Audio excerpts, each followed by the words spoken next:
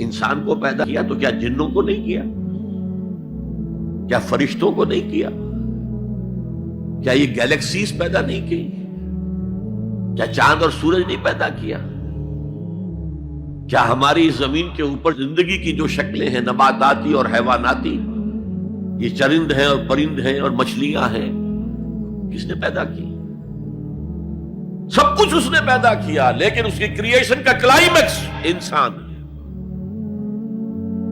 سب سے بڑی اس کی تخلیق انسان، جو مسجود ملائک بن گیا۔ فسجد الملائکۃ کلھم اجمعون، کس قدر تاکید ہے، سجدے میں گر گئے تمام فرشتے، کل کے کل فرشتے جمع ہو کر 3 مرتبہ۔ کہیں شبہ رہ جائے جبرائیل نے نہیں کیا ہوگا سجدہ یا اسرافیل، نہیں، کلھم اجمعون۔ یہ انسان شاہکار ہے اللہ کی تخلیق کا۔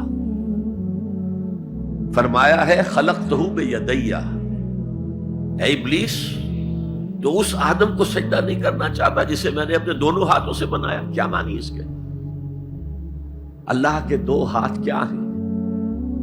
الا لہ الخلق والامر، 2 عالم ہیں، ایک عالم امر ہے، ایک عالم خلق ہے۔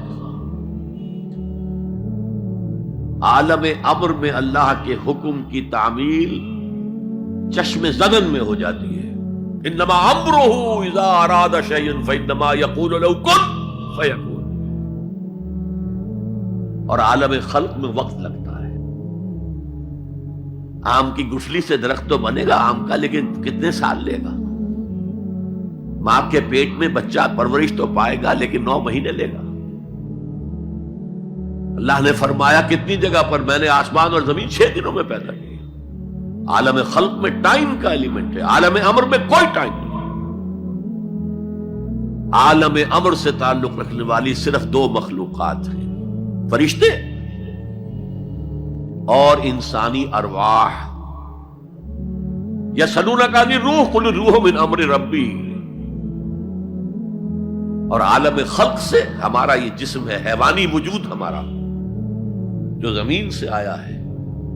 منہا خلقناکم وفیہا نعیدکم ومنہا نخرجکم تارۃ اخری۔ یہ یہاں سے آیا پھر یہیں چلا جائے گا، روح وہاں سے آئی اور وہیں لوٹے گی۔ انا للہ وانا الیہ راجعون، یہ ہمارا جسم تو نہیں جائے گا۔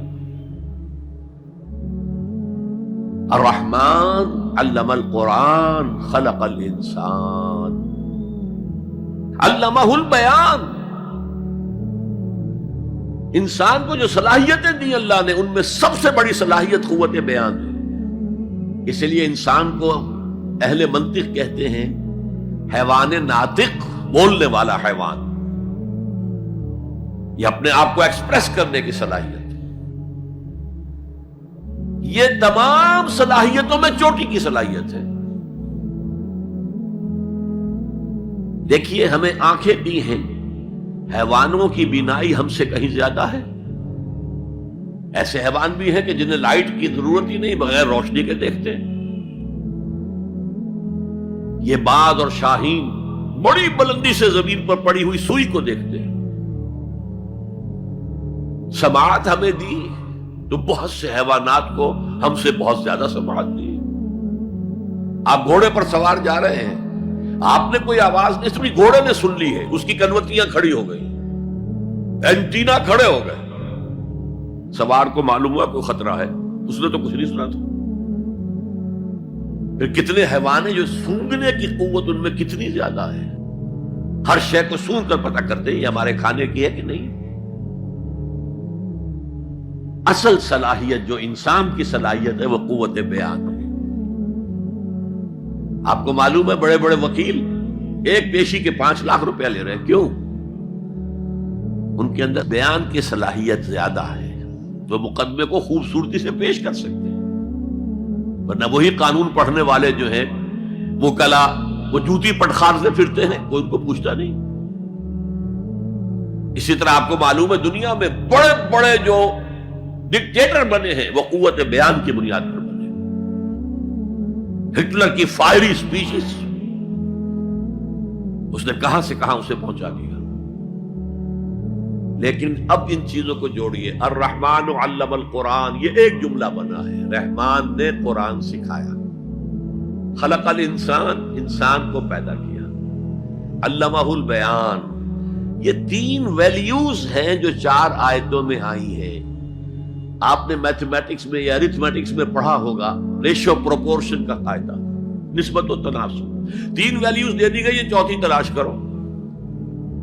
وہ چوتھی ویلیو کیا ہے؟ دیکھو، اگر تمہیں کوئی قوت بیان اللہ نے دی ہے، اسے قرآن کو بیان کرنے میں صرف کرو. جیسے ہم کہتے ہیں کہ توپ سے مکھی نہیں ماری جاتی. توپ جتنی بڑی شے ہے وہ مکھی مارنے کے لیے تو استعمال نہیں ہوتی. تمہیں اللہ نے قوت بیان دی ہے، اسے صرف پیسے کمانے کے لیے استعمال نہ کرو، اسے لیڈری چمکانے کے لیے استعمال نہ کرو. اس قوت بیان کو اس قرآن کے بیان کرنے میں استعمال کرو.